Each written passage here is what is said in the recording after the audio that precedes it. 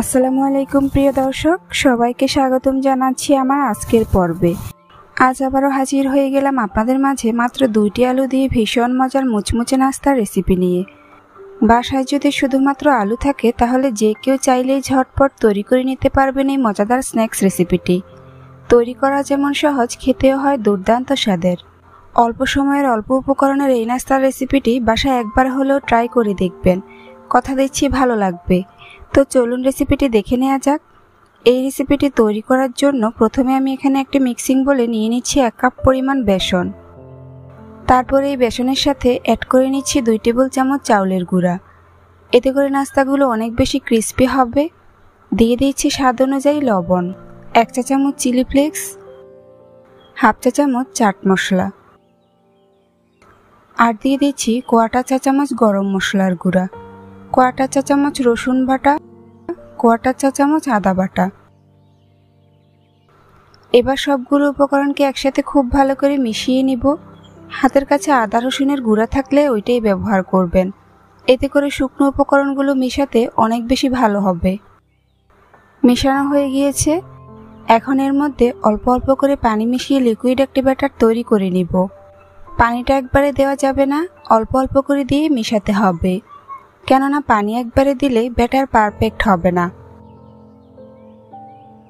এভাবে অল্প অল্প করে পানি দিতে থাকবো আর মেশাতে থাকবো।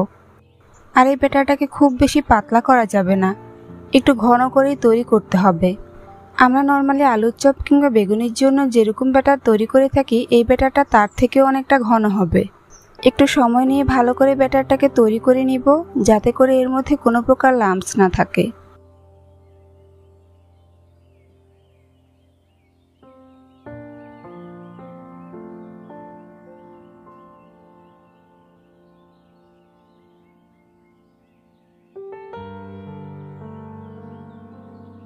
ব্যাটার তৈরি করে নিয়েছি। আপনারা দেখে নিশ্চয়ই বুঝতে পারছেন ব্যাটারের ঘনত্বটা ঠিক কেমন হবে। এখন আমি ব্যাটারটাকে একপাশে রেখে দিব। অন্যদিকে আমি এখানে 2টি মাঝারি সাইজের আলু স্লাইস করে কেটে নিয়েছি। আলুগুলোকে ধুয়ে পরিষ্কার করে নিতে হবে। দেখুন আলুর স্লাইসগুলো ঠিক এরকম হবে, একেবারে পাতলাও না আবার একেবারে ভারীও না, মাঝারি পুরুত্বের করে স্লাইসগুলো কেটে নিতে হবে।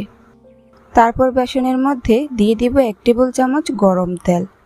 এগুলোকে ভাজার জন্য চুলায় আমি যেই তেলটা বসিয়ে রেখেছি সেখান থেকে 1 চামচ তেল এখানে দিয়ে দিয়েছি।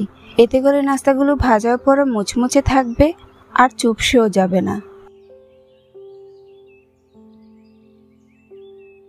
তেলটাকে ভালো করে মিশিয়ে নিয়েছি।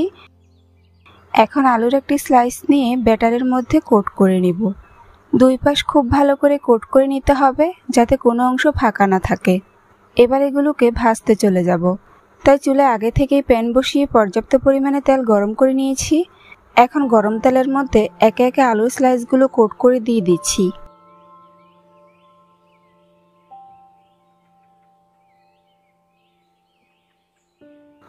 একবারে যতগুলো ধরে আমি প্যানের মধ্যে ততগুলো দিয়ে দিচ্ছি, বাকিগুলোকে পরে ভেজে নিব।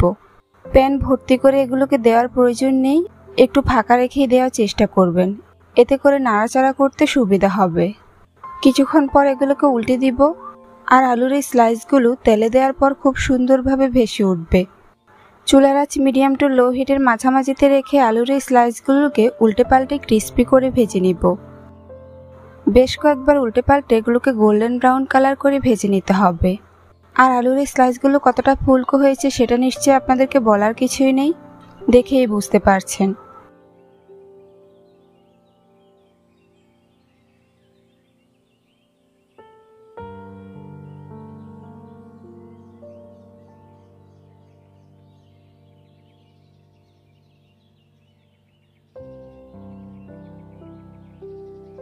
ভাজা হয়ে গিয়েছে, এখন এগুলোকে তেল ঝরিয়ে উঠিয়ে নিব।